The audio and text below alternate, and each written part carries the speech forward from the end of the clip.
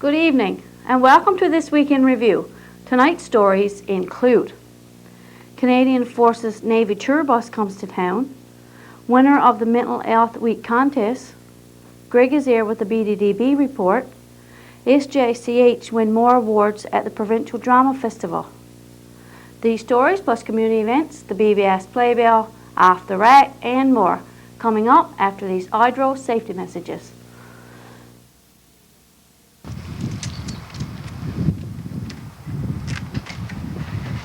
Stop! In the name of safety. Hello, my name is Danielle Strickland.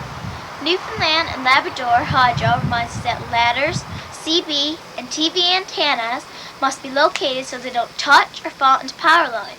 Safety is everyone's responsibility. We want you to have a safe summer. At Newfoundland and Labrador Hydro, health and safety go hand in hand. On Monday of this week, we visited the Canadian Forces Navy tour bus.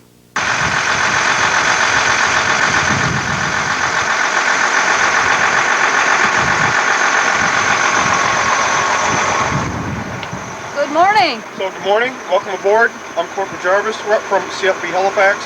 What we're doing is recruiting for the armed forces, but especially the Navy. But we can answer questions for about the Army, Air Force, or as I said, the Navy and the Reserve. So if you have any questions as you're walking through, feel free to ask them and we'll be more than glad to give you the answers. If we don't have them at the time, then we'll be more than glad to get them for you. Again, come through. And again, if you have any questions, feel free. Okay, thank you. You're quite welcome. Good morning. Good morning, I'm Chief Master Moore. We're down from Halifax. I'd like to give you a walk through their bus. Okay. Come on in. This is a naval display bus we put together to travel across to Canada. We've been in Newfoundland since the 22nd of December, or excuse me, 22nd of April. And we're just basically going around the exterior of Newfoundland and we're doing some recruiting and also showing people where some of their tax dollars spent. This here picture here, this is of HMCS Halifax. She has 230 people on board. Out of the 230 people on board, about 60% of them are either a technician, a technologist, or have a degree of some sort. When we take the ship to sea, it's just like a small town going to sea. We need every creature comfort that you have at home or in your town. So we either have to, what we can't take with us, we have to make. For instance, fresh water. We make our own fresh water. We make our own electricity. This ship here could actually hook up to the city the size, 4 times the size of St. John's, and actually supply it with water or electricity forever. Each and every one of us are highly trained firefighters. This young fellow here is getting dressed in firefighting equipment. And when we have a fire on board, we can't call our fire department. We either have to fight it or die.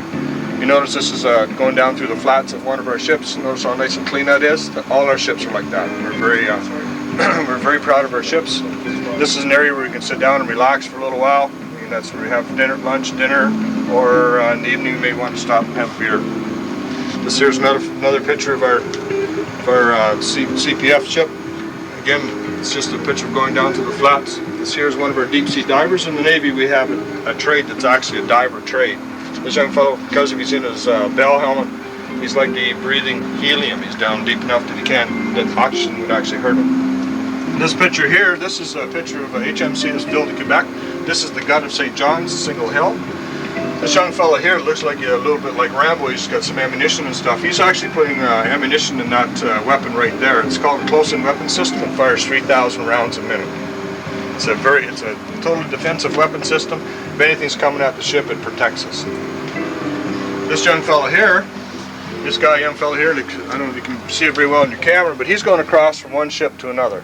Right, and we were in Grand Bank the other day, and this lady and her husband came through, and she took a look at the picture, and she looked at me, and she said, "That's my son." Wow. So he not like even knows that picture's here. So when we get back to Halifax, I'll make sure she gets a copy. He's going to be some surprise next time he goes home on vacation and sees the picture, sees his own picture on his mother's wall. This here young fellow, this is a high-speed rib we carry on board. And this guy here dressed in tow in black, he's what we call a boarding landing party. He can actually go over and they can take over ships, check for contraband, drugs, or any ship that happens to be off Afghanistan now would like to even be looking for Bin Laden on their ships. This is what we call a trunk class ship. It carries 2 helicopters and of course a high-speed rib. This here young fellow here, he's coming up out of a submarine. This here is an operational room. It might be kind of hard to see with the camera because of all the lights and that. That's where the operation room is. We keep it dark and cold in there because of all the computers. There's 30 some odd computers in the operation room. We can do links to see where every ship in the world is. We can link with other ships. This here is a MCDVs, which is the Maritime Coastal Defense Vessels, and they basically guard the coast of the Maritimes. You see in the background there is the bridge to PEI. This young fellow here, he's looking through the binoculars. It's called Big Eyes. They're good for about 10 miles, which will bring it up right in front of your face. They're real nice. There's a picture of an MCDVs. They're actually firing one of our weapons. They're doing some weapons training there. Now, all of your pictures, I believe you told me beforehand, were actual, they're not poses. Actually, the pictures that you got are people doing what they do. Yes, every picture here, there's no poses in this, in here at all. Every picture is people doing what we do out at sea. So, and and unfortunately, we'd like to have a bus twice as big as this because we can show a lot more pictures. And that's where we come in with the computers and the stills that are going through in some of the movies. It gives you another idea of some of the things we do. As we move back here, we get into an area and we start looking at some of the submarine stuff, and it's a little crowded in here, and it's like it's designed that way because it is a lot more crowded on a submarine than what it is on a surface ship. And these are our new submarines, and I don't know if you can see that with the camera or not. There's the head of a torpedo, and on top of that there's a flat piece there, and that's actually a bed that somebody sleeps on. Now there are other areas to sleep on in a submarine which are a lot more comfortable in this because of what we do, and we carry so many people. That was actually one of our sleeping areas. This picture up here is 3 surface ships, and the only thing that restricts us of the time we're at sea is the amount of fuel we can carry and the amount of food we can carry. So if we're staying out and our groceries are getting low and we're getting low on gas, we have this tanker, and she's a floating gas tank in a grocery store. So she'll actually come up alongside us, or we'll come up alongside her at sea, and she'll send a line over, and we can actually take on fuel right at sea as we're moving through the sea.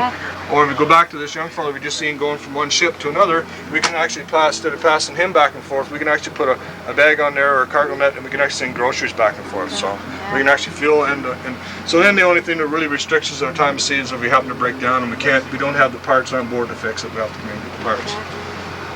When you come back through this area back here, this here is actually we've got some pamphlet stuff put on it, but this is an actual mattress off one of the ships. Okay. Right, and it looks kind of small, but it's not actually. When you get living on board, I spent 18 years on living on one of those. So if you were on a ship, this would be one of the one of the bunks. Yes, this would be a bunk we sleep. But actually, there's 3 of them. There's on the ship. There's 3. So this here is because we have an air conditioning unit right in the summer. We didn't put the top bunk in there. Okay. And we have the cooks on board. We're not all business. There's times that we actually slow down a little bit, and we say, okay, we've been working hard. Let's relax a little bit. Let the crew have a little bit of R&R, and we'll have a barbecue up on the nice sunny decks. Okay. Right. So this young fellow here, he's monitoring all the fire and hull pumps on board. So he sits behind a console and makes sure that everything's up to scratch. And this young fellow here this is Sticky.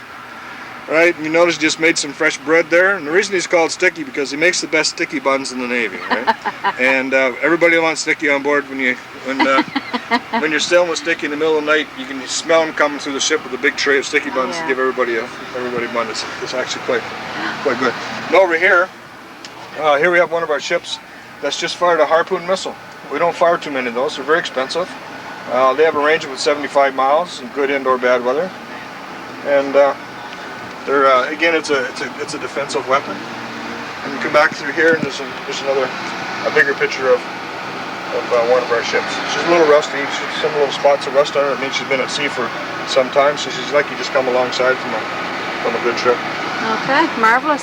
Well, I don't know if you want to answer the questions here or we want to go somewhere else, but where would you like to do it? I was just asking about grade levels now, like for school. Let's just step back and I'll just close this. What about age level, grade level now for the Armed Forces Navy? Well, we'll take anybody from 17 years old with their parents' consent to 52 years old. Really? Yeah, and grade levels, we'll start looking at people with a grade 10 general education, and we'll take people right up to and including with a doctorate agree. Okay.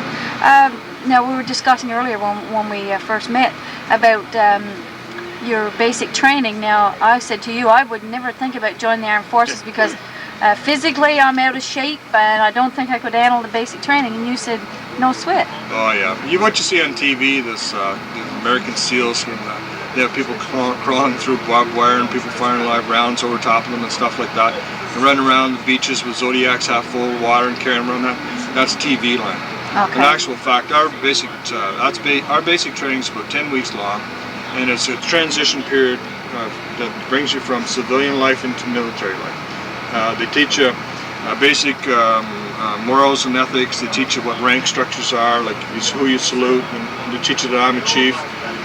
They teach you how to look after your kid, how to look after yourself, and it's not all that difficult. Yes, there are some physical aspects of it that you have to pass, but it's not that difficult really.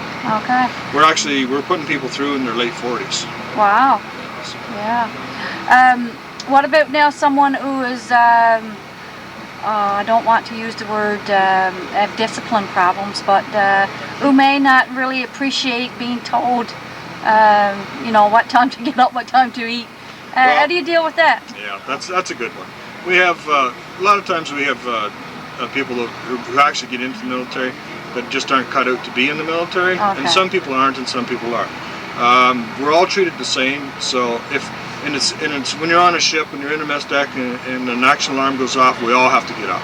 So it's not any one individual being picked on, and nobody ever goes on a watch by themselves, right? Or goes to work to their area by themselves. So it's a team effort, right? Okay. And you'll even find that the peers will actually help any other individuals. And as far as discipline goes, yeah, we are disciplined, a very disciplined group. We teach individuals self-discipline, right? How to cope with themselves and how to deal with the day-to-day life that sometimes they're having problems with now. Certainly, I would say living on a ship is quite confined at times, especially when you're talking about lots of people. Yeah, the ship I just showed you, 230 people on. She's about 460 feet long, and she's about 60 feet wide. And when you get 230 people confined in a small area like that for long periods of time, there's some individuals that sleep one person per cabin. There's only 3 people on board that do that, and the rest of you, it's either 2 people per cabin, or you could actually sleep up to 21 people in a mess deck, and they'd be piled on 3 high. Okay. So you have to learn how to you have to very quickly learn how to deal with other people, and you find that when you're with a group like that, you always will find friends that you hang with and people that your personalities clash a little bit. You just stay away from, right? That's right. So you give them their space and they give you your space, and everybody gets along. Okay. Now about your tour bus, you've been on the go for a while. Is this the first time you've been touring? This is the first time we've been in Newfoundland. Okay. The bus has been on the go for about 2 years now. We do a lot of touring in where the populace is, which is in Ontario and Quebec. So we decided this year in the spring that we'd come over to Newfoundland. We usually figure where we're having good recruiting, we don't really put too much into it because people come to us anyway. Sure. But we said we'd give something back to Newfoundland because, actually almost 30% of the Navy is Newfoundlanders. Believe that or not. Wow. Yeah. It's a high number. Yeah, it is. The last ship I was on, the 230 people on, I had 65 or 70 people from Newfoundland on board. I called from someone this morning telling me that one of your guys served with Kevin Pink. Yeah. Yeah. So he's home now, I Yeah, understand. he's home now. As a matter of fact, I think he dropped over to the hotel last night and was talking to young Chris Thorne. Okay, yeah, so that's who sailed with him, was it? Yeah. Okay. We certainly thank you very much for speaking with us today, and we wish you every success in recruiting. Oh, it's my pleasure to be here. This is a wonderful spot. I mean, Yeah. the scenery here is just second to none. Yeah. We have a really beautiful town. So, of course, when the students come today, when they come, you'll be giving them all the information about education, Yeah. what they need, and Yeah, financial assistance and that type of we thing. have pamphlets, and we have, and for the younger students that aren't quite ready to be interested in that, we still give them like pencils and some little stuff, and just make them feel welcome. The older ones that are more interested, we'll give them pamphlets, we'll give them joining instructions, anything and everything, telephone numbers they need to know, websites that they can go into and visit. So when they leave, they're well educated. prepared, Yeah, they're prepared, Jeff. Okay. And if they have any questions at all, we answer them. We're very honest. We won't lie to you in any way whatsoever, because the worst thing we could do is come back, and for me to have a young fellow on the ship and say, remember, Chief, when we were in the bus and you told us this, and we're actually doing that? No, we'll tell you the truth. You tell them up front. Absolutely. Okay, we thank you very much for speaking with us this morning. Thank you. Kathy Cutler dropped by our studio this week to announce the winner of the Mental Health Week Trivia Contest. I just wanted to come by today to go over the answers to the trivia contest. I took out the box yesterday that was placed in the Caller Healthcare Center and went through all of the entries.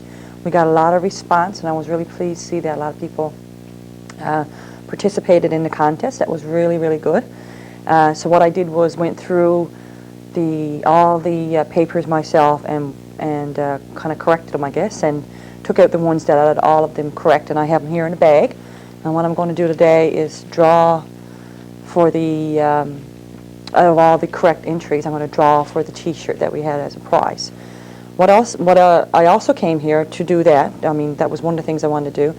But as well, I wanted to go over the questions and the answers, because it was really interesting when I went through the questions that there were a number of questions that a lot of people got wrong, and the same question that a lot of people got wrong. So I wanted to go over them so people are aware of what the correct answers were and the reasoning behind that. So the very first question was, all stress is bad. And then there were quite a number of people that said that this was true. And that's a very common misconception. But really, stress is not a bad thing. Stress is just your body's response to any change in the inner or outer environment. It's so even good things such as getting married, going on a date, buying a house, all these really happy things can be considered stress. They're very stressful, even though they're enjoyable. So we can't consider all stress bad. There's negative stress and there's positive stress. It depends on how much stress and how your ability to cope with it is a question. So even if you had negative and positive things going on at the same time, if it's too much, it might be a little bit harder to cope with. So stress is not in itself bad. So that answer was, all stress is bad, is false. Number two was, if someone does not have a mental illness, they are mentally healthy. And the answer to that one was false. And again, most of these questions are very common misconceptions. We made the questions in such a way because it does get at a lot of the myths that are around mental health and mental illness. And that one is false. So mental health does not only refer to the absence of mental illness, but also one's ability to cope with their environment and or emotional challenges in their life. People who have mental illness with treatment can also be mentally healthy. So there's the difference, and I guess you've got to make a distinction between mental health and mental illness. Mental health is how we cope with our environment. So it's the things that we do that keeps us functioning well. Mental illness is a totally different thing altogether. We can have mental illnesses. Depression is a mental illness. Panic disorder is a mental illness. There are a number of different mental illnesses. Schizophrenia. People can be treated for mental illness and still be lead very mentally healthy lives. So even though you have mental illness, doesn't mean that you're not mentally healthy. And that was a very common one. A lot of people got that one wrong as well. So number three, laughter is a stress reducer. And most people got that one correct. It is true. The answer is true for that. Laughter improves breathing and reduces muscle tension. We all know, obviously, that laughter, when we laugh, we're having fun, it's enjoyable, and just that in itself is very much a stress reducer. So most people had that. That wasn't a real one that a lot of people had wrong. Number four, anger is a bad feeling.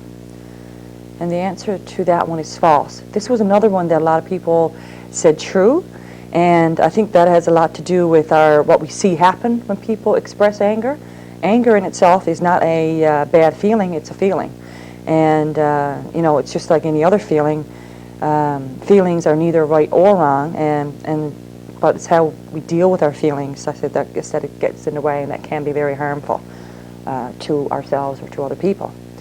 So again, that one was false. It's just feelings are neither bad or good. It's what we do with our feelings, our behavior that's accompanying them, that can be harmful.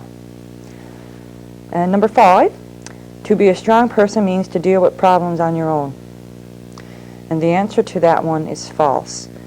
And I guess the reasoning behind that, what we believe is that a lot of times we believe that we have to be strong. We can't deal with we need to solve our own problems by ourselves, and that if we are strong, we would do that.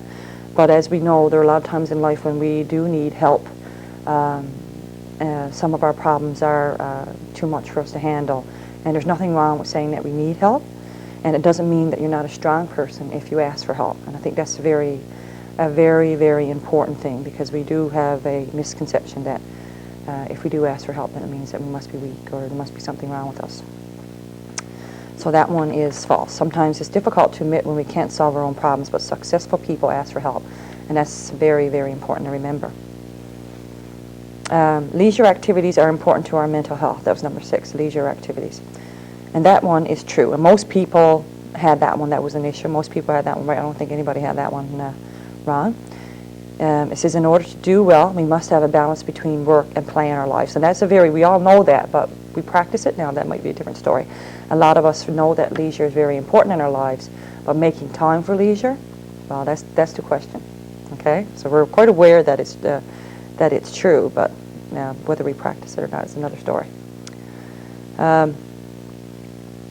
Number 7, females are more emotional than males. And I got to say, out of all the ones, because I had a lot of questionnaires filled out, this one was the one that most people who got it wrong wrote down. This was by far the one that was ticked off wrong. But females, and it is thought of, this is a very common misconception that females are more emotional than males. And I think most people, when they think of that, is that females are more able or more willing to express their emotions. So we think of females as being more emotional. But the fact is, we're all born with the same ability to feel, to express our emotions.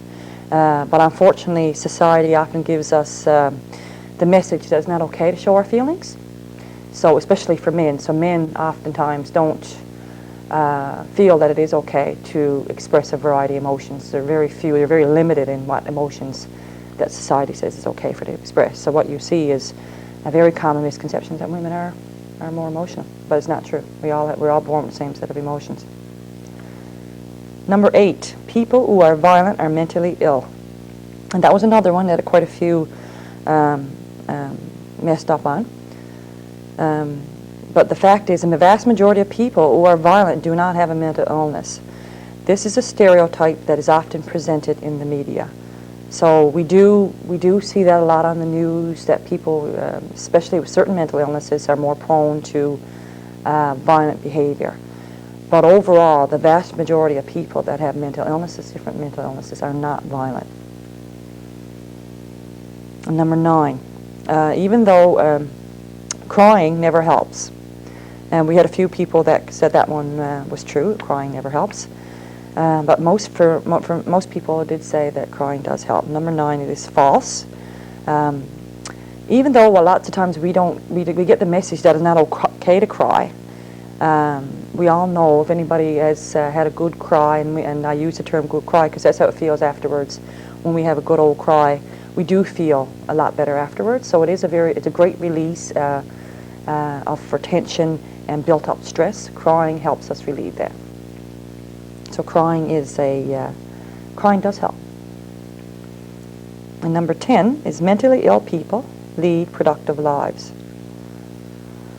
And that answer is true. Many people with mental illness function extremely well in society. So there's a lot of people out there with mental illnesses that are able to, with treatment, able to control it, and are quite able to lead productive lives. Because they have a mental illness does not mean that they cannot function well in society. Number 11, only adults have mental health problems. And that is false. Anybody can have a mental health problem, regardless of their age, their sex, their income, or their intelligence. So we do know now, we did know probably 20, 25 years ago that children do become depressed. Children do have mental health problems. They're no different than adults when it comes to that.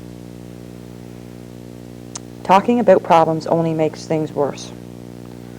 And that is false. Having someone who you trust to share your thoughts and feelings with is very important for your mental health. Being able to find a person that you are able to trust and to confide in about your feelings is, again, another a very important part of maintaining good mental health. It's an emotional release, and being able to be with somebody who's non-judgmental and accepts you as you are is a very important part of maintaining good mental health. And talking about your problems obviously is a big part of that. Number 13, there are many factors that impact upon our mental health. And most everybody, I think everybody got this one right. It is true. There are several factors that come together to impact upon our mental health. Some of them include biology and genes, income, social support networks, education, working conditions, physical environment, healthy child development, family relationships, coping skills, and health services. So all of these factors have an impact on our mental health. So a lot of times we will see people in lower incomes may have more difficulty maintaining their mental health. It still can be done, but it will have an impact on how well people are able to maintain their mental health. Same thing with education, their physical environment, where they work, if the working conditions are poor. Those types of things will have an impact on how well people maintain their mental health. That's very true. And the very last one is, good mental health means you are happy all the time. And most people got this one right, and that answer obviously is false. Nobody is happy all the time, and I don't think it would be normal for people to be happy all the time. We all experience a range of feelings throughout the day depending on the circumstances. So in any given day I can feel happy, sad, angry, and that's quite normal. It's not abnormal to feel a range of emotions every day. So that's it for the answers. If anybody got any questions or would like to challenge me on any of these, they could certainly give me a call at my office, and we can discuss that. I'm going to, out of this now, like I say, I put all the correct answers in a bag here, and I'm going to draw the winner. And I'll contact them, I guess, myself, or if anybody sees us on TV. So like I say, we had quite a few contestants or entries. So let's see who this is. And the winner is Tracy McDonald. Well, congratulations, Tracy. You got your new T-shirt, and I'll pass it along to you. Well, thank you very much. On Tuesday of this week, Greg Illiard stopped by our studio with his regular monthly BDDB report. Today in our studio we have with us Greg Illiard, the BDDB officer, and Greg is going to bring us up to date on some of the happenings at his office. And I guess we'll start off things with short-term projects. Yeah, as of course you're well aware, and most people in the community, it's that time of year that we try and get a number of community initiatives activated in terms of enhancement and short-term employment opportunities. The last little while we've been working with the Orange Lodge, as well as the local Harbour Authority, and of course the local Fishermen's Committee, and then the BDDB has submitted 1 or 2 proposals as well. So right now, I guess in the system with HRDC and other agencies, we have about 5 or 6 different short-term proposals on the table. We should know, this being around the middle of May, we should know sometime the latter part of May, early part of June, if in fact some of these proposals will get funded. We've been very fortunate in that the Harbour Authority and the local Fishermen's Committee have actually accessed money from other sources. So we feel that those proposals certainly should carry a fair bit of weight, as well as the Orange Lodge has actually committed some funds towards their development initiative as well. So we think the majority, if not all of those proposals, are certainly has a lot of validity to them, and hopefully in the next little while we'll see a number of these projects approved and implementation carried on during the summer and early part of the fall. We are working on a number of other short-term initiatives that we're probably going to be looking at for the fall of this year, just due to the timing and the nature of activities. It will probably be September sometime before we move on to those. But certainly right now it looks very good, because about 3 or 4 months ago we really didn't have too much on the table in terms of short-term enhancement activities and upgrading for different facilities and whatnot in the community. But some of these local groups and organizations have come forward, and that just bodes well for the community trying to move forward. So certainly from that perspective, if there is a community-based organization out there or some kind of group that's looking for some assistance to put proposals together and for us to assist in trying to follow up in terms of accessing the funding, then certainly that's what our office is there for as well. So anybody that might have some type of community henchman idea or something they want to upgrade their facilities or infrastructure, then by all means certainly make an appointment and come in and we can discuss it. Okay. Next on our agenda is the kiosk project. Yeah, I think I mentioned some time ago that we had finally received funding in partnership with the Town of Burgeo, Town of Ramia, and the tourism committees and whatnot. We managed to access funds through the Department of Industry, Trade and Rural Development for the construction of a 12 by 24 kiosk facility on the junction of Burgeo Road. We've, since the last time I was here, we've advertised for those 5 positions, and I'm pleased to say that we do have a crew of 5 individuals that will be starting on the 21st of May. It'll be for an 8-week period, and we're hoping that that facility will be opened up roughly the 1st, if not the 2nd week of July. It's certainly a facility that we feel it's going to enhance and have the opportunity to promote not only Burgeo but the whole southwest coast as a tourism destination, and we feel it's definitely a bad and needed amenity on the Trans-Canada Highway. We don't know the traffic that's actually passing us by, just due to simple factors. They don't have the adequate information to know what's happening down here. And you know, tourists coming to Newfoundland are not accidental tourists. They come and they have certain reasons and places they want to go. But we've discovered with the vehicle surveys that have been done and exit surveys that there is a number of individuals that come here and they have a 2 or 3 day slot that's basically left wide open to do and see different things that really they don't have on their schedule. So we feel it's an opportunity for us to be able to capture a part of that market and hopefully entice them to come down the southwest coast. So we'll see how it works out for its first summer, and it'll be very interesting to see if we can certainly increase the tourism traffic down here just by having that amenity up on the highway. Okay, that sounds good. Next is letters to FFAW. Yeah, what happened was, and I think I mentioned it one time previously, excuse me, is that we had a meeting between Town Council, the Development Board, Board of Directors, as well as the local representative for the FFAW. And of course, after the episode or issue in relationship to the potential seal tannery here, it kind of fell through at the end of the day. The local union wanted to know if there was any other ways or opportunities. It became apparent and is apparent right now. I think that Bill Barry or the Falcon Group is kind of at their wits' end in terms of trying to find a resource for Burgeo. I've had a number of discussions with Mer Bungie, the general manager, and it doesn't seem at this point in time that there's too much, if anything, on the table, unfortunately, in that regard. So the local membership, they had a general meeting and instructed the local executive to meet with council and the BDDB and discuss the potential of approaching the Barry Group about accessing that facility and using it for community economic development initiatives. And of course, obviously, part of that would be to try and activate some type of small fish plant operation.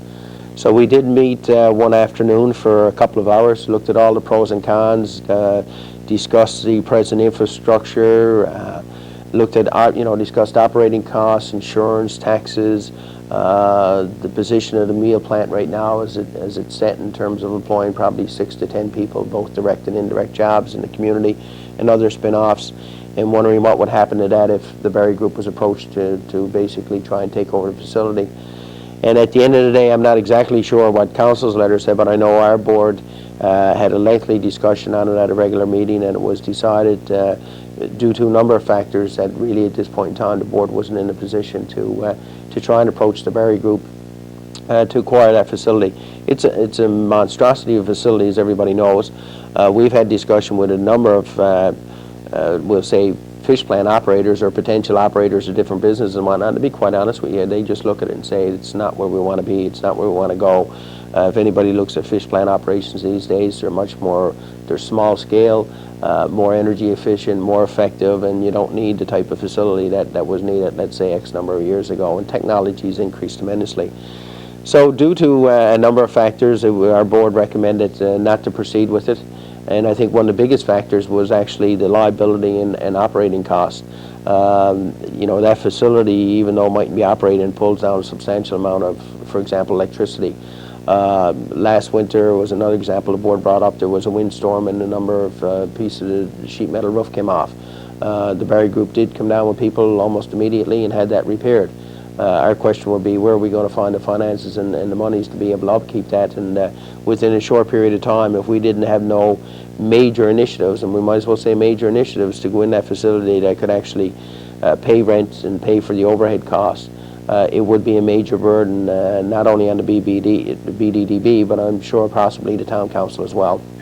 So it was felt at the end of the day, because of all these different issues, and no doubt about it, the issue of having a facility that is unionized is an issue as well, and we've ran into that one in terms of development. You know, when companies or people looking at developing businesses have talked to us, our board, you know, we have noted the major facility over there, and of course one of the things is that no matter who goes in that facility, there is successor rights, unionized operations, So you get anybody trying to start up a small business or a small company and whatnot, at this point in time, the last thing they really want to look at is having to deal with development of a union, dealing with unions. So having said all that, at the end of the day, the board felt at this point in time it really wasn't in a position to move forward and noted that to the membership, and hopefully at the end of the day, the membership will realize that it's a much more bigger issue than just saying let's take a facility and see what we can do with it ourselves. I mean, Bill Berry has it, he has a license, and he's not operating because he doesn't have a quota, and if he can't do it, it's going to be a hard stretch for us as development board, because as you know, we've been meeting for 3 years since I've been here, and some initiatives have taken that long just to get off the ground. So I mean, it's a struggle at the best of times for us, let alone a private operator like a Bill Berry who says he can't do anything. The next thing is our tourism committee. Yeah, as people in the community realize, tourism has certainly become a more high profile since the development of our local tourism committee about 1.5 years ago. We had our first meeting after the annual general meeting last month, and certainly there's a new executive that was elected, and of course the board's pleased to say that Mr. Jim Pink is still the chair, who's very dedicated and very accessible and certainly involved from the perspective of attending various different functions on behalf of the tourism group in Burgeo. There is a number of things that have come out of our various meetings that we've had, and in terms of planning stages right now, we've done our packages to send out to various different information centres across the province promoting Burgeo and of course other communities along the coast and businesses as well. We're looking at developing a newsletter in the next couple of months to basically inform the residents of the community the various different activities that the committee's been involved in and will continue to be involved in. We're looking at the potential to plan another tourism dinner sometime in the fall, and bringing in certainly hopefully another high profile politician or somebody involved in the tourism sector again to heighten awareness.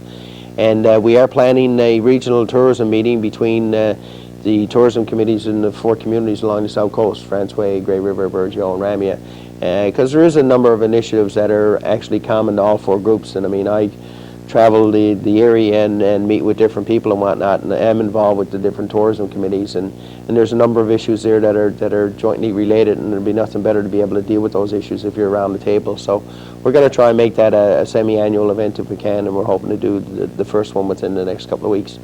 One other thing that the museum committee has done is approached Mr. Fairley Mowat, and as you're well aware, Mr. Mowat was here for a number of years, wrote books on the Burgeo area, and certainly from a lot of perspectives, aside from the FFAW being born here, I think having Fairley Mowat here is certainly an attraction into itself, albeit he's not here anymore.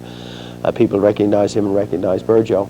So what was requested of him is that the tourism committee would like to set up a display in the museum on Mr. and Mrs. Mowat, and they graciously accepted, and we're hoping that in the next couple of months, council has also approved it, by the way, and we're hoping that in the next couple of months there will actually be display depicting you know, the activities and whatnot in Mr. Mowat. I know in the community of Burgeo there's kind of a love-hate relationship with Mr. Mowat and that kind of stuff, but I think if you're from the outside coming in, it's a perspective a lot of people don't know, I guess, the internal workings, and there's a lot of curiosity about Fairley Mowat and where he lived and you know, the activities he was involved in while he was here, and it certainly does give Burgeo a profile. So if at the end of the day, if nothing else, why don't we use that to the advantage of the community in attracting tourism. So from that perspective, there's a subcommittee going to be struck, and certainly put that in place within the next few months, and hopefully have it geared up for the coming tourism season. One other initiative the committee has undertaken, and you'll see it on the BBS in the next wall, is that there was a subcommittee put in place to look at developing postcards for Burgeo. Certainly something that was worth its weight in gold, and still is, because there isn't that many around. So what the committee did, they called for people in the community to submit photos. There was 4 selected, and right now we have those hot off the press, and we will be basically, what we'd like to do is put them out to the businesses. What we're looking at doing is charging 50 cents a photo or for postcard, and then of course we're suggesting they retail them for 99 cents each. Most postcards go for $1.50 a piece, so we think they should be a good attraction in the community. And they're really diverse. One's on Sandbanks, the other one is of the Anglican Church, beautiful picture. There's another one of the community itself, and one other one of Sandbanks region as you're coming into Sandbanks itself. So we think they're 4 nice, diverse postcards that would be attractive, and I think the traveling public will certainly enjoy picking those up. So we'll certainly see that in the next little while, hopefully in a lot of stores around the community and other tourism locations. Okay. Down the bottom, we have recommendations from your annual general meeting. Yeah, as everybody knows, at the 26th of April, we held our annual meeting. Of course, our Honourable Minister Calvin Parsons was in attendance and guest spoke for us. And of course, at that point in time, we were very fortunate because he is now the Acting Minister of Industry, Trade and Rural Development, and that certainly bodes well for us. During his presentation, he did mention the decision as it related to the Laurentian Basin and the boundary dispute between Nova Scotia and Newfoundland, whereby Newfoundland was rewarded at the end of the day 70% of the basin. And of course, there's been a lot of talk in the last number of years about oil and gas exploration in that region, and that it has major potential. So it was mentioned at the annual meeting by the Minister, as well it was brought up as one of the recommendations from the floor that night, that we explore the exploration potential for the Laurentian Basin, as it might relate to Burgeo being a service centre for any of these exploration companies that might want to look at getting involved. So what we're in the process of doing right now is actually checking with the Department of Mines and Energy, researching the Laurentian Basin aspects to see what's been done, what companies have been involved in there, and of course we've gone as far as ways to St. John's when they started doing exploration in terms of Terra Nova and Hibernia and that. Obviously there was infrastructure and amenities that were required in the St. John's region. So what we've gone out and asked those people is that, look, if there's an exploration company coming in here, what do they need? What would they require? And then what we're going to do is have a look and see what we have presently in terms of infrastructure and amenities that would be able to cater to these people. And then from there, we're hoping to get a joint letter between Council and the BDDB off to some potential companies that might be doing exploration work, letting them know we're here, what amenities and services we have, what infrastructure, access to places like Stephenville and Corner Brook, et cetera, et cetera. Ice-free port is certainly one of the biggest pluses that we have here, and you know, a 12-month-a-year port. So we feel we have some potential, especially along the south coast, being the second biggest centre next to Port of Bass. The other thing we have done as well is we've requested through the Minister that himself and the Minister for Mines and Energy come to Burgeo to do a presentation to local businesses, the BDDB, Council, and local, anybody interested in the Laurentian Basin, to see exactly what's taken place to date, what companies have shown interest, and what the potential are. Just recently, if you recall, the Premier came back from a meeting in Houston with oil and gas trade show type of thing and symposium, and obviously I'd say the Laurentian Basin has been a big topic of discussion. So if nothing else, we want to see if we can get our foot into the door, and you never know, we might have opportunities. It's just like Hope Brook right now. People didn't know if they'd come out of Port of Bass, but right now they're using Burgeo as their hub. So you know, what's to say that if exploration companies come in, they might not want to use Burgeo as opposed to, let's say, Port of Bass or Stephenville as their hub of activities for doing exploration there. So we're going to look at that as per the recommendation and see what comes out of it in the next few months. Wow, that's a really exciting thing. Your board member recruitment. Yeah, again at the annual general meeting at the end of April, it was election of officers, and we did have one new member come forward and let their name stand, Mr. Harvey Billard, who's accepted his nomination.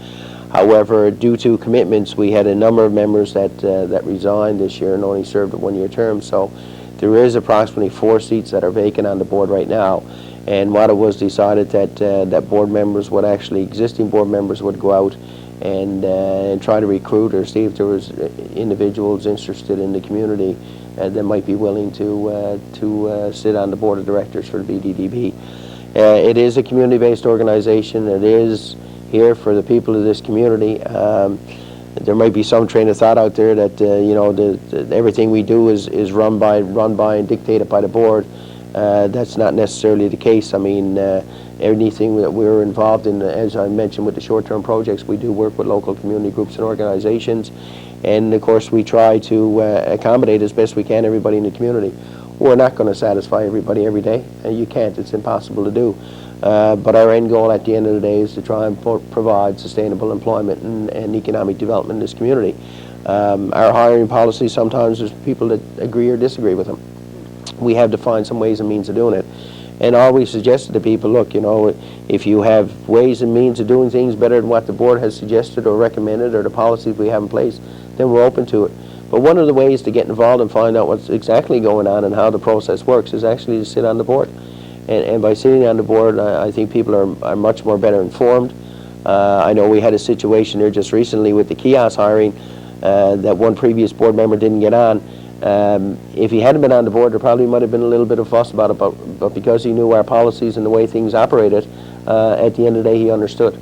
And it was a very easily conversation between myself and that individual to outline the rationale why, and it was plain rationale. There was no personalities, no thoughts or anything of that nature involved in it. And I think it's healthy to have a turnover with new individuals with new ideas as well. I mean, because that's what we're here for. I mean, we're only as good at the end of the day as the people that come to the board and the people in the community that come to us with their ideas and thoughts. We don't sit there. There's a few initiatives, yes, that we try and move forward on that we see some potential.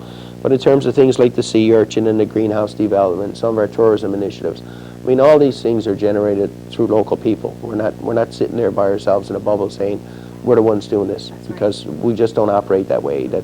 We might have some ideas, but at the end of the day, it's done through a joint effort of the board and hopefully with people within the community. And certainly, I would entice anybody that's may be interested. It's basically right now it's a meeting once a month.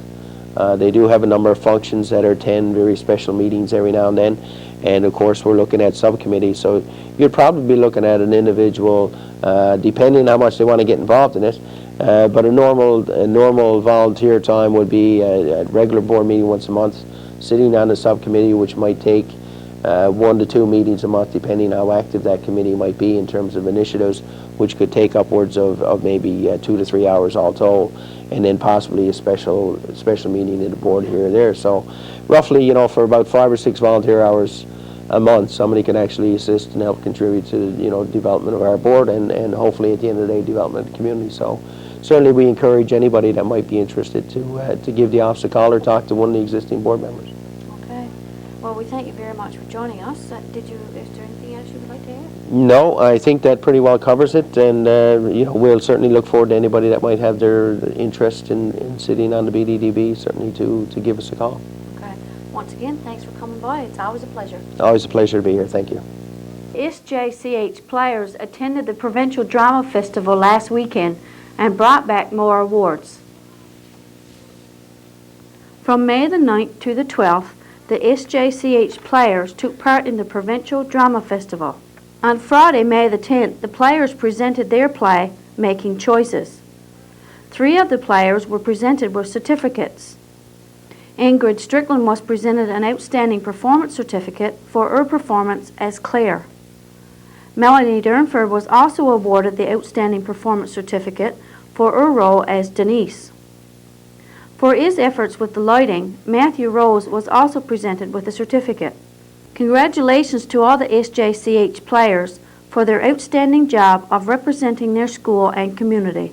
We're very proud of you and your accomplishments. Stay tuned for more of This Week in Review coming up after these audio safety messages.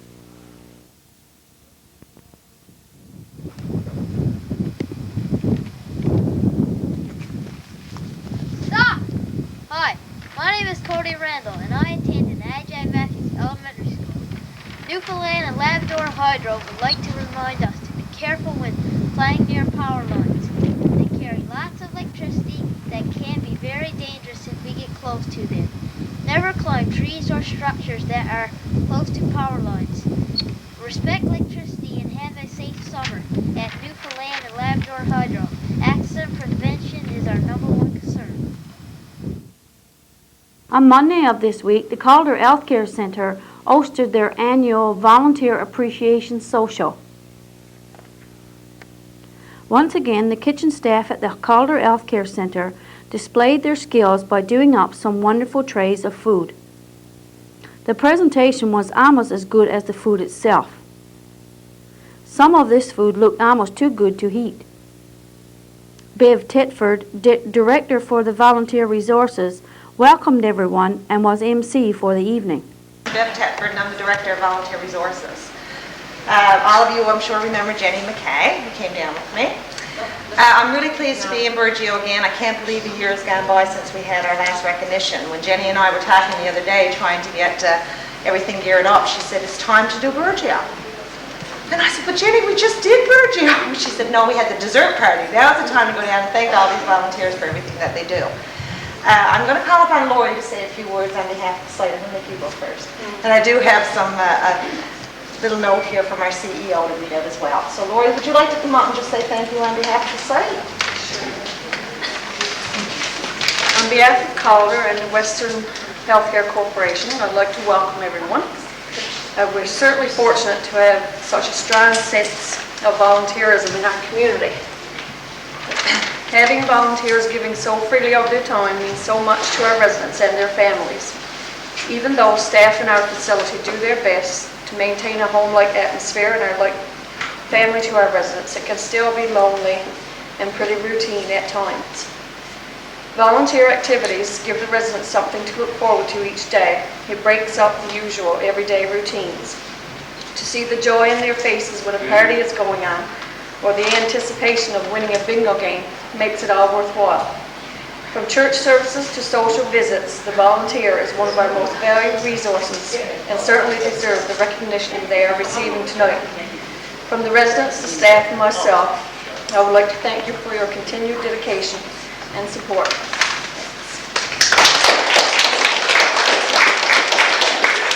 Thank you, Lori. As you all know, tonight is about you. I really do appreciate everything that you've done. Our gift shop is doing quite well with our volunteers who come in regularly. And as Lori said, without the support of our volunteers, many of our programs wouldn't exist.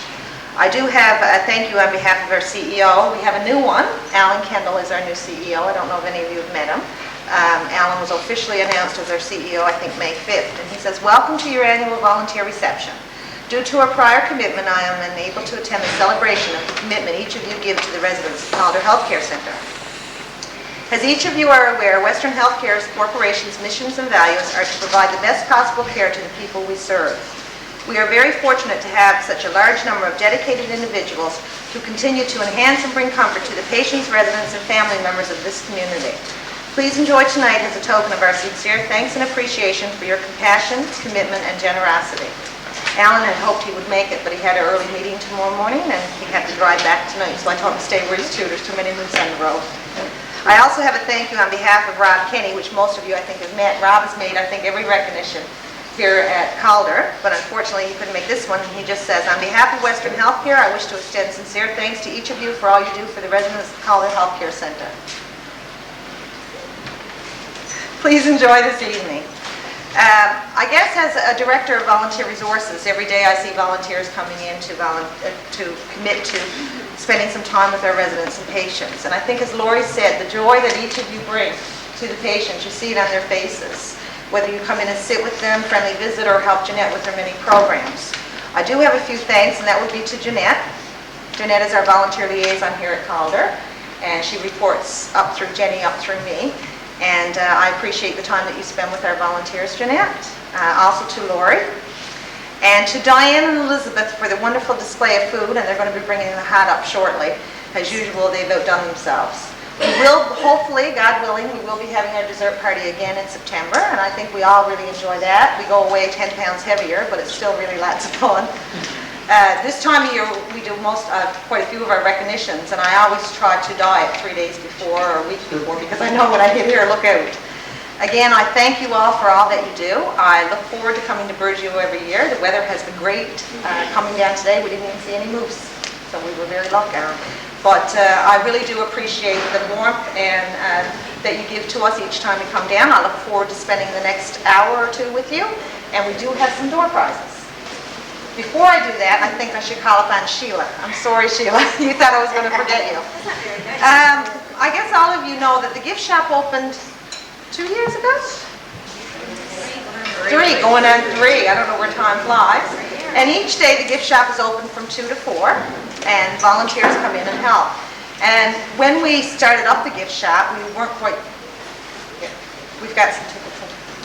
We weren't quite sure how we were going to do this, and the ladies decided what they'd like to do is form a gift shop committee, and these ladies are very dedicated to making sure the gift shop runs really smoothly.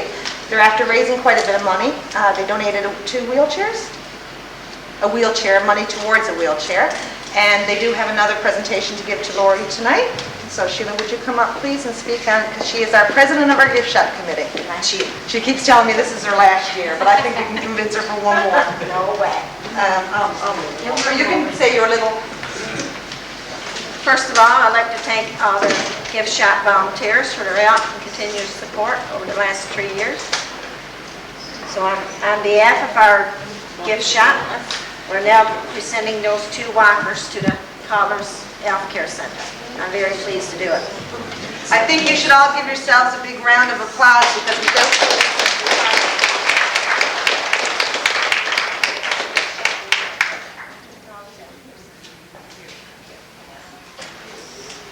Thank you, Sheila. I really do appreciate it. Did everybody get a green ticket when they came in? Did anyone not get a green ticket when they came in? There's also some very nice prizes given away, like this beautiful bouquet of flowers won by Margaret Ann. Joan Green won a beverage container and a keychain. Mary Coley won a bag with the volunteer logo on it. Marjan was also a winner with the volunteer mug. This appreciation night is to show the many volunteers at the Calder Health Care Center that they are indeed appreciated. Thanks to the many volunteers for the wonderful job they do for the residents at the hospital, as well as the volunteers of the gift shop. Although the weather may not be spring-like, the calendar tells us it is May, and May's health tips are: be prepared to enjoy summer. While summer is a much anticipated time of year, spending time in the great outdoors can require some extra care. Learn the basics of first aid can help you or someone you know deal with a first-hand encounter with nature. Always have a well-stocked first aid kit on hand. It should contain bandages, sterilized gauze pads and tape, compress bandages, calamine lotion, scissors, soap, and antiseptic skin cleaner.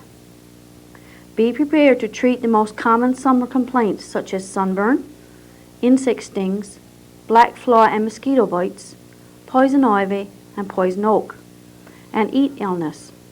Learn the ABCs of first aid: airway, breathing, and circulation. Constable Ron Caldwell was very busy this week with the Police Week activities. To begin the week's activities, Constable Caldwell took part in the story hour at the public library on Monday. The children really enjoyed the stories read by Constable Ron. He also talked to the children about safety issues, like don't talk to strangers and who is a stranger. The children were also presented with certificates for participating in Police Week activities. On Wednesday, Constable Ron had a presentation at the Jolly Seniors and talked about telephone scams and private safety, like keeping your doors locked when they leave their home and if they are home alone. The same presentation was presented to the seniors at the Seniors Complex on Thursday. Constable Ron told the seniors don't hesitate to call the RCMP if they need to, even if it may not be a serious problem. The RCMP are there to serve the community and help keep the residents safe. There was also a Name the Foal contest for students at the school. It is tradition with the RCMP to get children from all across Canada to name the new foals that have been born this year. This year, the foals' names will start with the letter W. When these foals are mature and trained, they will become part of the RCMP musical ride. Now over to Mayor Ann with the council report. Good evening. Burgeo Town Council report from our meeting of Wednesday, May the 15th, 2002. 5 members in attendance. The meeting convened at 7 p.m. and adjourned approximately 9:30. Town manager's report. The town manager advised that funding for the new fire hydrants and flushing hydrants, those hydrants are going in a dual position. One is they'll be used as fire hydrants, but they'll also be used for flushing the lines. And the town manager advised that the funding for those hydrants and for phase 2 of the water treatment plant is, they're expecting announcement on that funding by the end of this week or early next week. So that's the situation there with regard to phase 2 of the water treatment plant. And for any of you who are wondering where the new fire hydrants are going, at this present time, I've been informed that one will be going down at the end of Matthews Lane. There'll be one on West Muddyole. There'll be one where Furby's Arbor Road intersects Centennial Street. There'll be 2 in Messers and 1 on Bobbitt's Island. So these hydrants should improve the flushing of our lines in future. With regard to phase 1 of our water treatment facility, the groundwork at Aaron's Arm is progressing quite well, and in fact I think that the blasting and the clearing there will probably be concluded this week. At the dam, the road has now been completed up to the dam and has gone on beyond the dam. And work should commence shortly now in putting what we call a berm. Now what that is just above the intake, maybe, I don't know if it's 150 feet or so above the intake, there's going to be a berm, like another dam will go across, or a causeway. And they won't meet, but there'll be one this way and one will come this way, and there'll be a way in around there. And the idea of this is to keep down on the wave motion, which sometimes occurs in Long Pond. And when we've seen this over the years, that when you get a strong northeast wind and there's quite a bit of turbulence in the pond, that we experience a lot of dirt coming to town in our water lines. So this is to cut down that, hopefully cut down on some of that wave action, and should prevent this. However, you know, with the new filtration system, which will be going in place, we wouldn't get the dirt air in town anyway. But at the same time, it would create quite a problem at the filtration plant. So that's the reason for this the berm being put in Long Pond. And while I'm on that subject, I would like to advise people, you know, that that during this work up there at the dam, and probably throughout the old water treatment construction period, there very well could be inconvenience. The water could be shut off in times. Notice will be given whenever it's possible, but that might not always be possible. Like for instance, as soon as ever this berm is put in, they're going to start vacuuming out all the mud that's on this side of the berm towards the intake. And while they're doing that, of course, they've got to shut off where the water is coming and going into the chamber now. They'll have a pump up above there and pumping around and going into the intake chamber. This pump, I've been told, is good for 1,000 gallons per minute.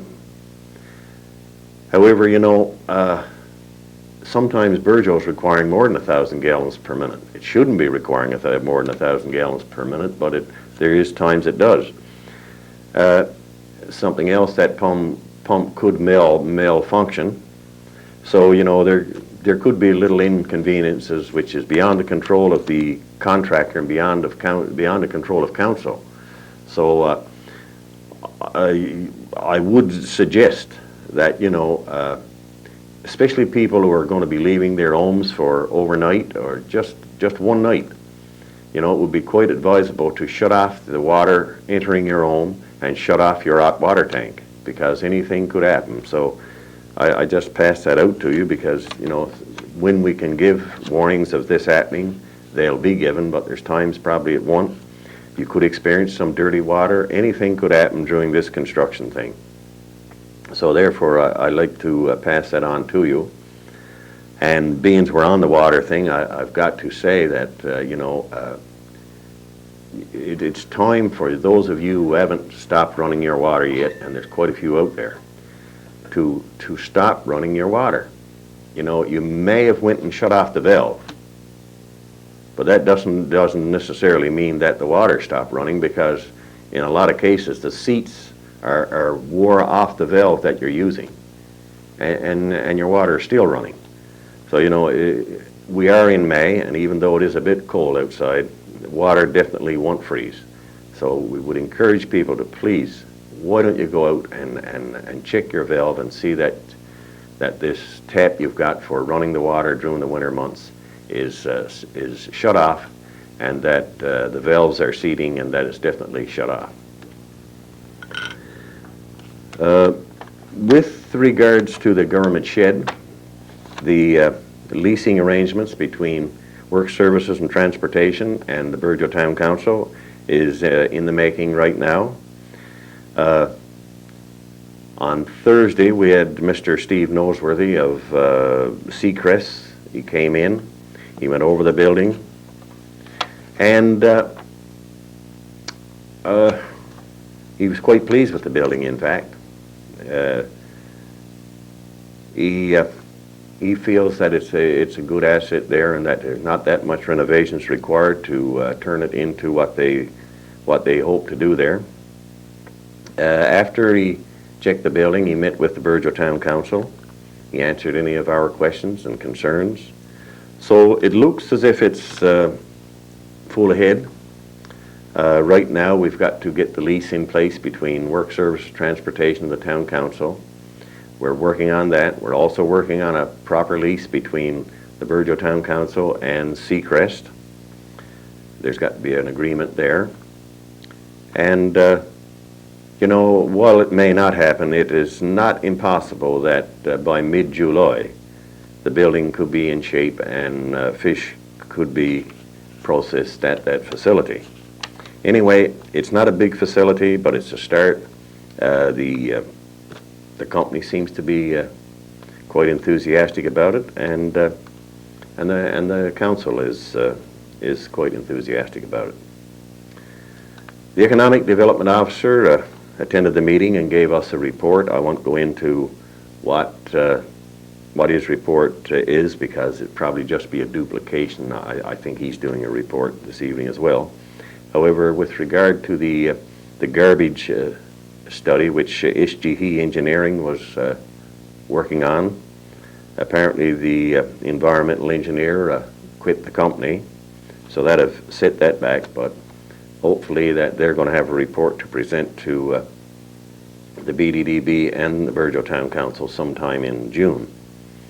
And I guess you've all heard on the news there where municipal recyclers have quit the job of picking up the tires, and we don't know yet where that leaves us with regard to the old scrap vehicles. These were the people that we had a contract signed with to pick up the scrap vehicles and the tires and one thing and the other. So that's a little bit up in the air right now, but I'm sure that it'll be overcome in the near future.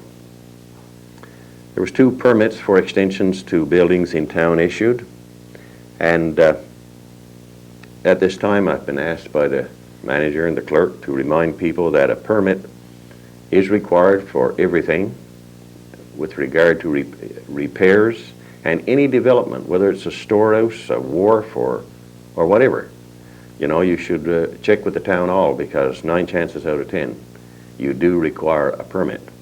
And the old sad part of this is that, you know, you could very well go ahead and construct something and not bother get yourself a permit, then when it's completed, if council declares that, you know, that a permit would not have been issued, then council do have the authority to issue a writ whereby you would have to remove whatever you have built, and that would be a waste of money, and it would be hardship on your part, and it's something we don't want to do.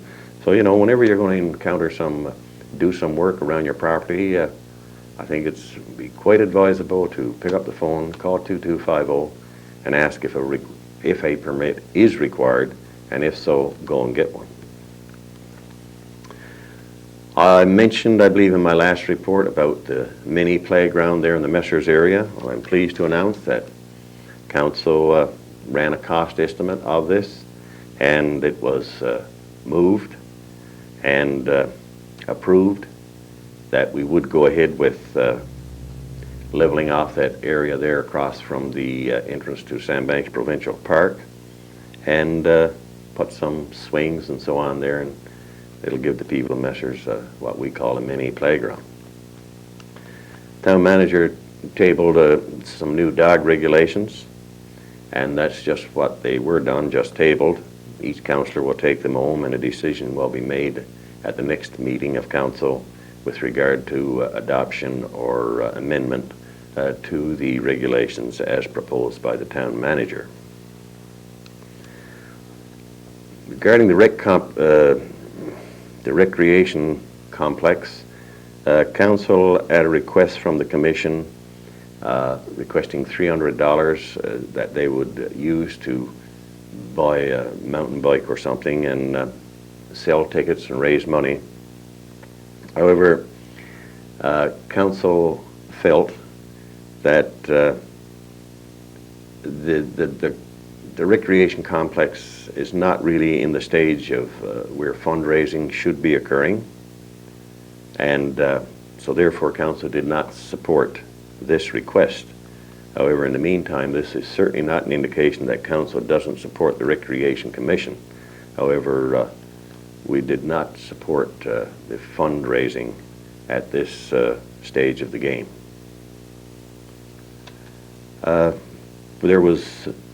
We then went around the table. There was each councillor had what we call, or I call, housekeeping items, and we dealt with those.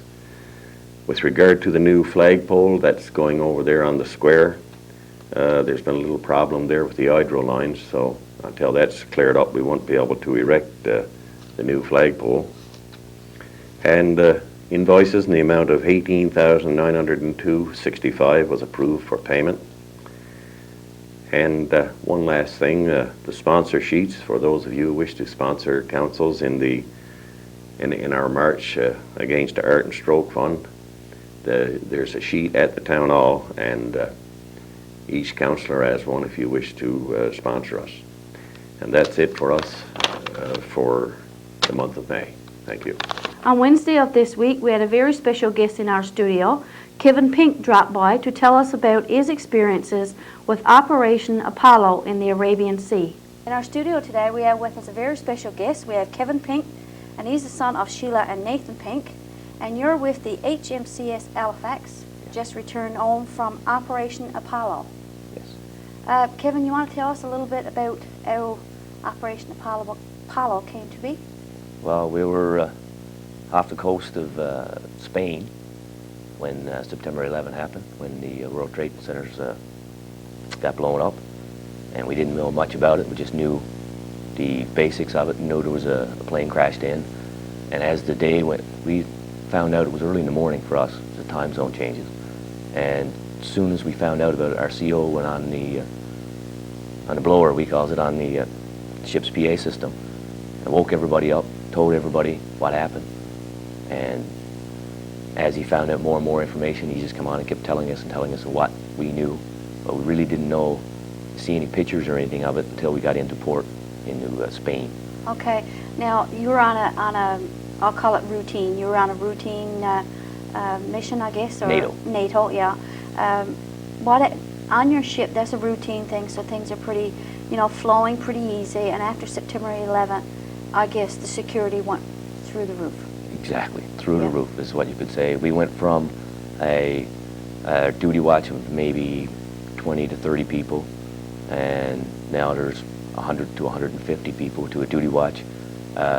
Before we had no armed guards or anything such thing as that, no weapons for a duty watch for our brow personnel for ship security.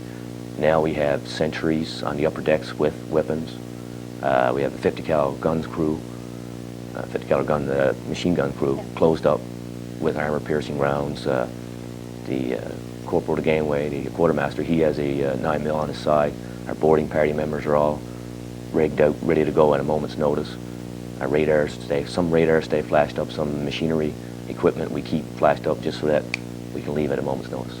So September 11th has happened. Your security has gone from, say, a regular routine to Sky Eye to top-notch security.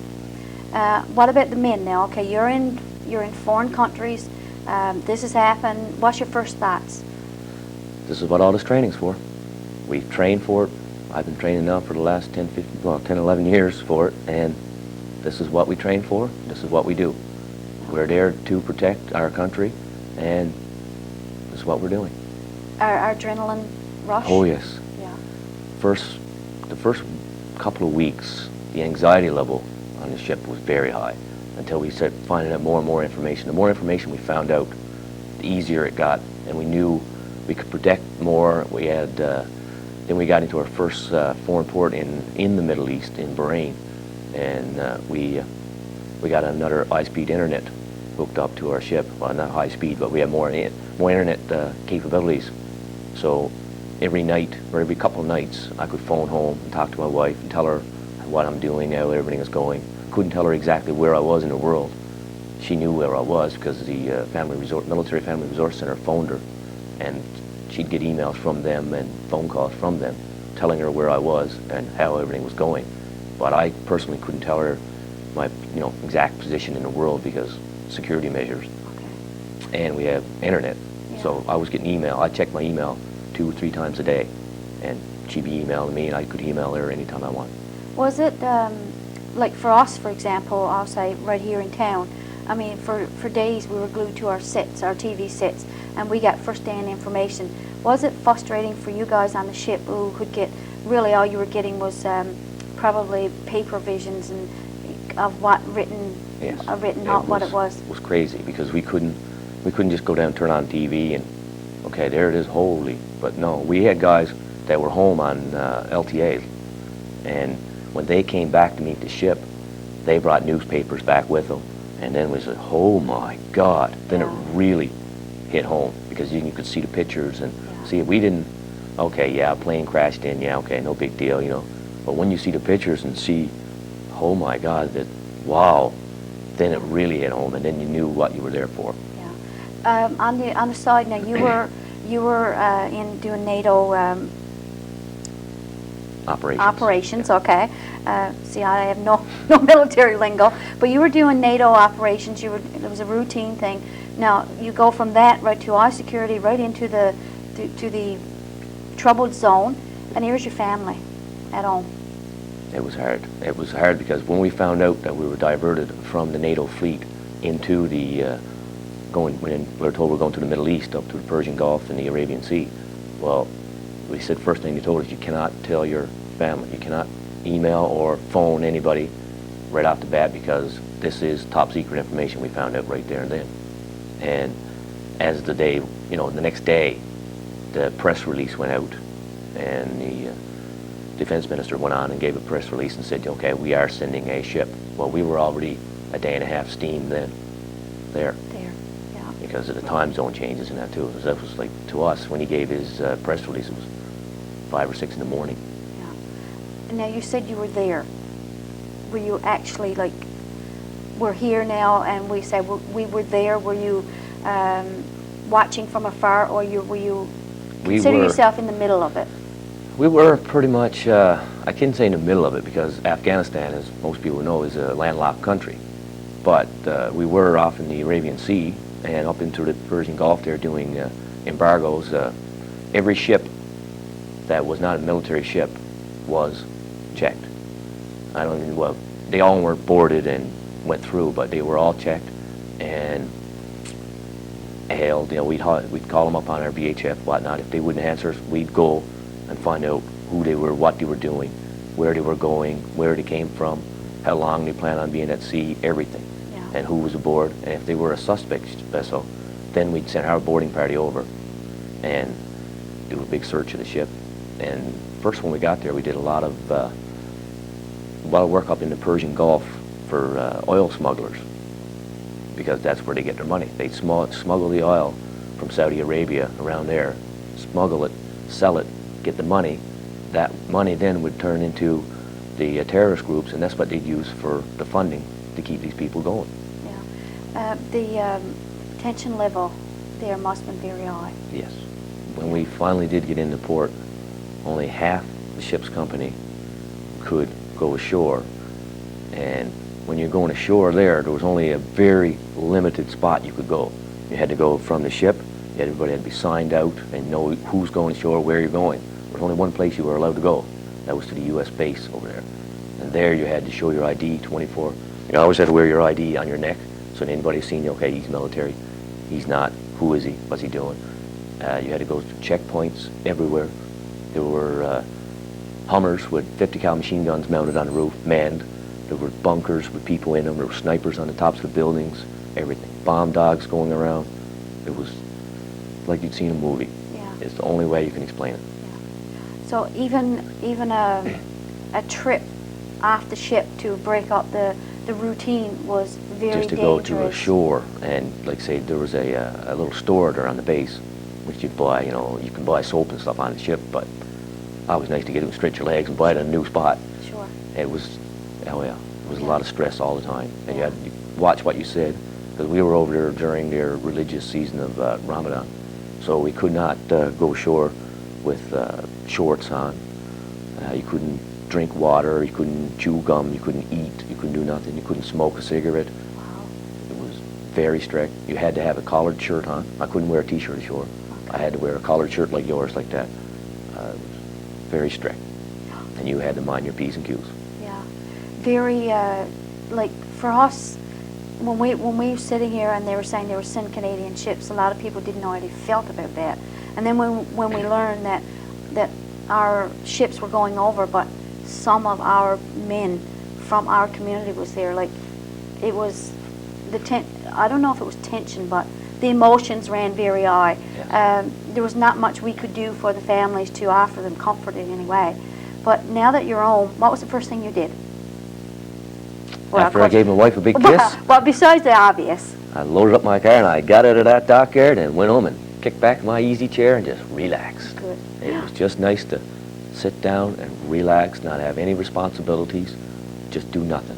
Not to have to watch the P's and Q's and. Oh, it's just nice. I put on my shorts, I walked around the house, and Yeah.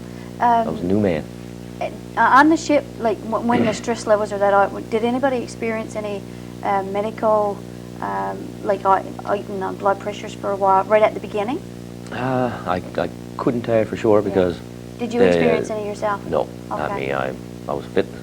I actually lost weight over there because I developed a more, because it becomes a routine at sea. Okay. And we spent a lot of time at sea. Yeah. We'd get into a port for 2, maybe 3 days, and then you go out for 40, 50 days at a time. And so when you're at sea and you got a routine, days just fly by. Yeah. Now you've been in the Navy for quite some while, and you said you were trained for this. So, like, did every aspect of your training like kind of kick in when yes. that security level went up? Oh yes. For us, especially, we're on the bosun, and I'm in charge of all the small arms, all the weapons on board like that. And we really had to keep track of it, and then we had systems in place how to do it, and really, and well, for our at sea routines, our boarding party members, especially, where they've trained for doing stuff like this all their, all their careers. Now, okay, now we can actually do it, and we're actually getting some good out of it.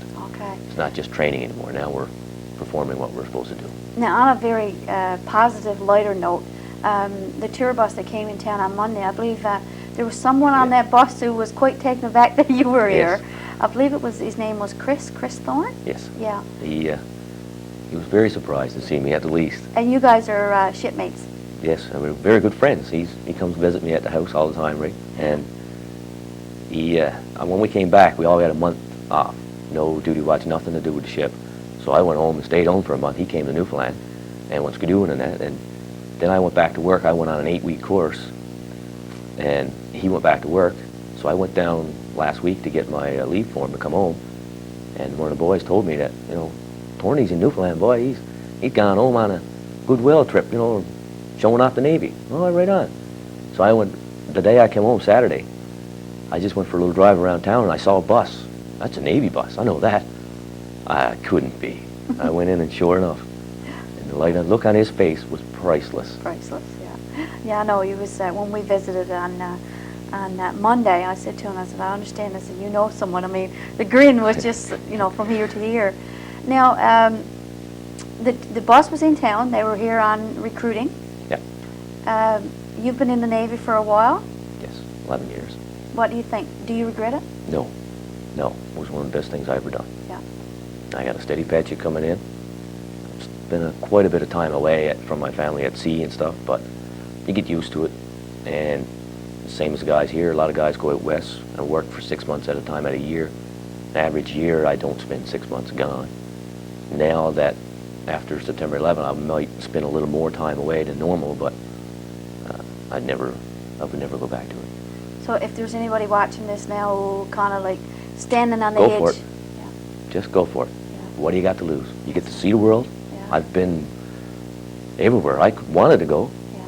Maybe one more place I want to go, I'll go, but Yeah. I've been all around the world. I've met a lot of very nice people. I got some really good friends, and they'll be my friends for the rest of my life.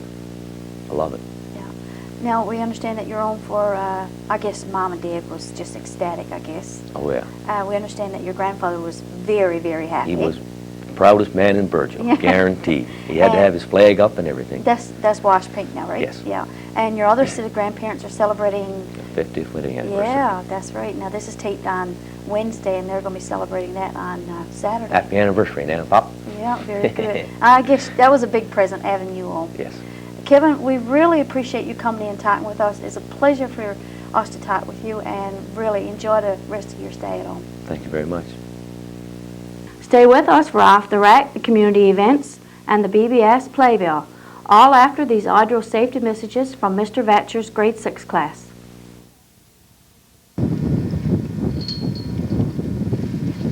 Stop! Hi, my name is Jenna Pringer, and I attend AJ Matthews Elementary School. My safety message from the Newfoundland and Labrador Ojo is always obey the danger of high boating zones. Never climb Ojo towers or substation fences. Treat electricity with respect and avoid the shock of a lifetime. Off the Rack.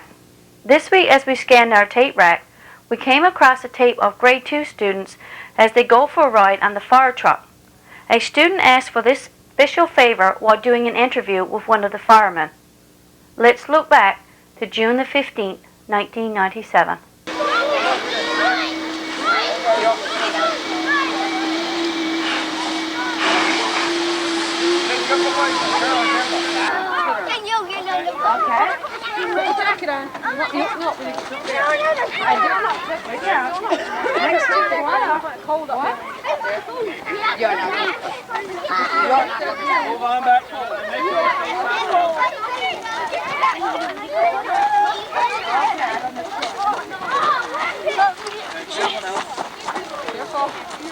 Everybody gonna get up there.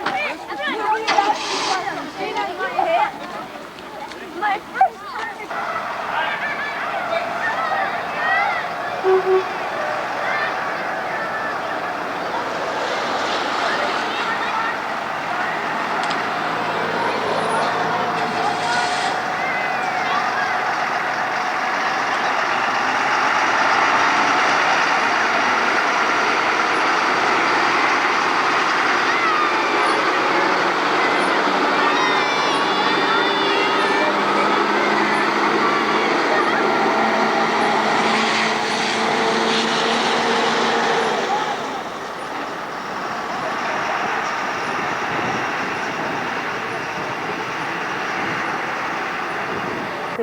and welcome to the community event segment of tonight's broadcast.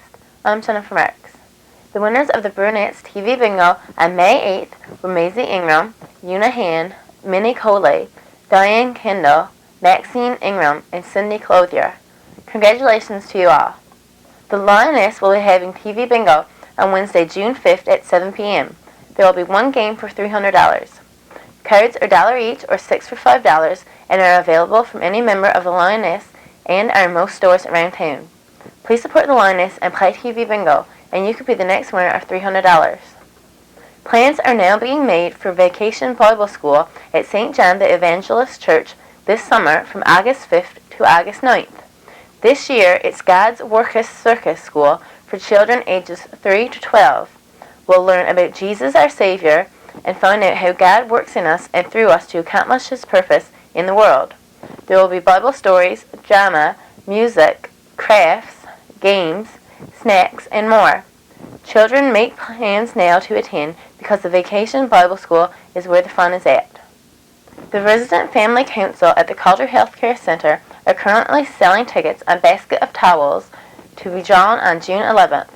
If you are interested in purchasing a ticket, please contact any family member or members of the Resident Family Council.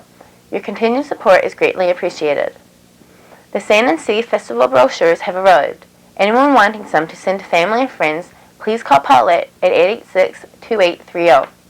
If your group or organization has an upcoming event plan, we will be happy to advertise it for you. Just call the BBS office by Wednesdays of each week to have items included in this portion of our broadcast. That concludes the community event segment of tonight's broadcast. See you next week. BBS Playbill. Tune in on Tuesday for a rebroadcast of Pansy's Garden. Tune in on Thursday when we have a rebroadcast of The Bandwagon. Join Pansy and the gang for 2 stories, a craft, and lots of fun on Saturday mornings at 11 a.m. on Pansy's Garden. And I'll be here again next week with This Week in Review. Please stay tuned now for The Bandwagon. For This Week in Review, I'm Marie Rose. Good night and God bless.